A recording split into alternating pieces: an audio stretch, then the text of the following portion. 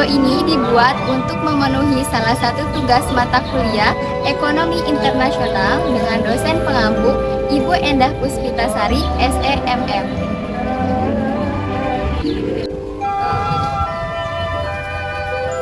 Kami dari kelompok 13 yang terdiri dari 3 anggota kelompok yang masing-masing bekerja sama dalam mengerjakan tugas yang berjudul Gambaran Umum Ekonomi Internasional. Halo semuanya. Sebelum masuk ke pembahasan, izinkanlah kami untuk memperkenalkan diri terlebih dahulu. Pertama, saya sendiri atas nama Diva Rizky Ataya dengan nomor NIM 340220183. Selanjutnya ada teman Saya Pika Nur Haliza dengan NIM 34022220203. Selanjutnya, Saya Agar Hanisi dengan NIM 340222176. tonton sampai akhir ya guys. Let's go.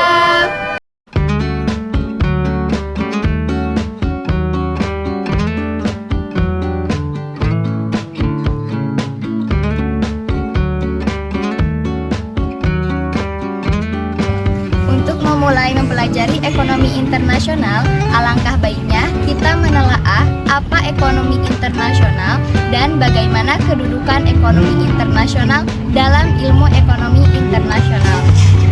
Ilmu ekonomi internasional secara garis besar dibagi menjadi 3, yaitu ada ilmu ekonomi secara deskriptif, ilmu ekonomi secara teori, dan ilmu ekonomi secara terapan.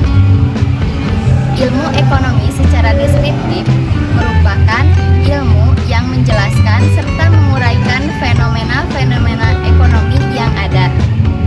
Ilmu ekonomi teori merupakan ilmu yang mempelajari proses kehidupan ekonomi secara teoristis. Ilmu ekonomi teori dibagi menjadi 2, yaitu ilmu ekonomi mikro dan ilmu ekonomi makro.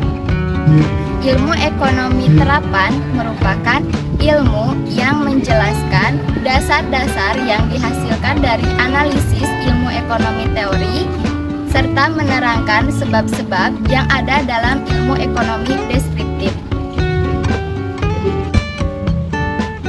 Ekonomi internasional sering disebut juga dengan ilmu ekonomi internasional.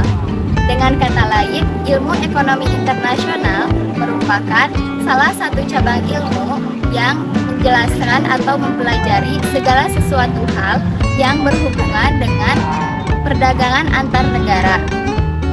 Seperti gambar di samping, yang termasuk ke dalam hubungan ekonomi antar negara yaitu hubungan perdagangan, hubungan investasi, hubungan pinjaman, hubungan sumber daya manusia, hubungan bantuan, serta hubungan kerjasama internasional.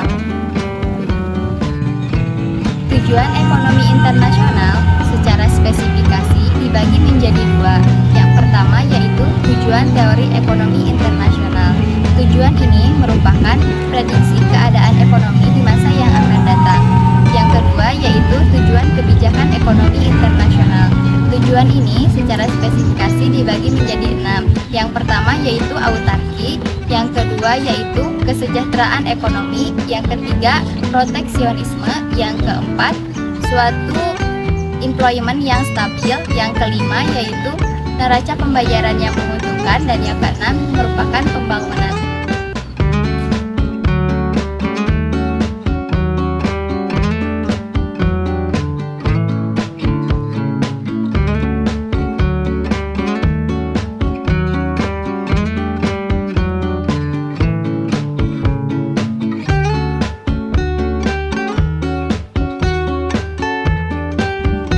Nah, setelah mempelajari pengertian dan tujuan dari ekonomi internasional, selanjutnya kita akan membahas beberapa manfaat dan faktor pendorong dari ekonomi internasional. Dengan adanya ekonomi internasional, tentu saja akan membawa dampak yang sangat baik, seperti halnya dalam kerjasama perdagangan, yaitu ada beberapa manfaat seperti 1. Adanya kemajuan ekonomi di masing-masing negara yang telah melakukan kerjasama. Yang kedua, meningkatnya kualitas tenaga kerja. Yang ketiga, dapat menambah ilmu pengetahuan dan teknologi yang baru dari negara yang sudah maju. Keempat, negara dapat mengimpor barang-barang tertentu yang apabila akan mahal jika dibuat sendiri. Yang kelima, masuknya modal asing, dan yang keenam, dapat menambahnya lowongan pekerjaan baru.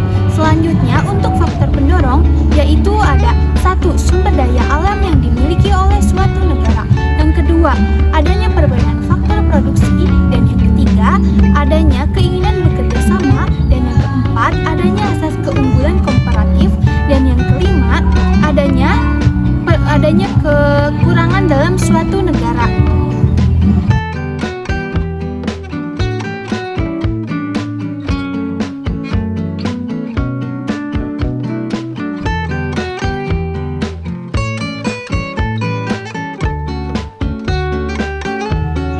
Di sini saya akan membahas tentang resiko ekonomi internasional. Yang pertama yaitu perubahan nilai tukar mata uang. Fluktuasi nilai perubahan mata uang dapat mempengaruhi perdagangan internasional dan investasi asing. Yang kedua, ketidakstabilan ekonomi, ketidakstabilan pasar keuangan. Krisis finansial global dapat mempengaruhi ekonomi negara-negara yang saling terkait. Yang ketiga, kebijakan proteksionisme.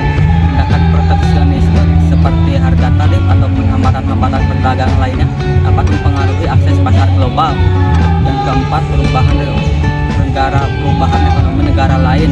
Perubahan ekonomi negara lain seperti resesi atau inflasi dapat mempengaruhi ekspor impor. Yang kelima, risiko geopolitik. Konflik politik atau ketegangan antar negara dapat mempengaruhi investasi asing dan perdagangan internasional. Yang keenam, perubahan regulasi atau hukum. Perubahan regulasi internasional atau hukum dapat mempengaruhi aksesnya ke pasar global. Yang ketujuh, volatilitas harga komoditas. Negara-negara yang saling bergantung pada ekspor komoditas seperti minyak, logam ataupun pertanian dapat terkena dampak fluktuasi harga. Yang kedelapan, perubahan permintaan harga. Perubahan permintaan. Kesimpulan dari materi ekonomi internasional. Ekonomi internasional adalah bidang yang penting dalam memahami hubungan ekonomi antar negara-negara.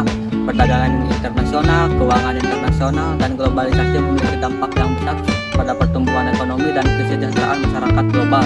Tantangan dan peluang ekonomi internasional terus berkembang seiring berjalannya waktu, dan pemahaman yang mendalam tentang topik ini perlu ditingkatkan untuk pengambilan kebijakan dan pelaku usaha di seluruh dunia.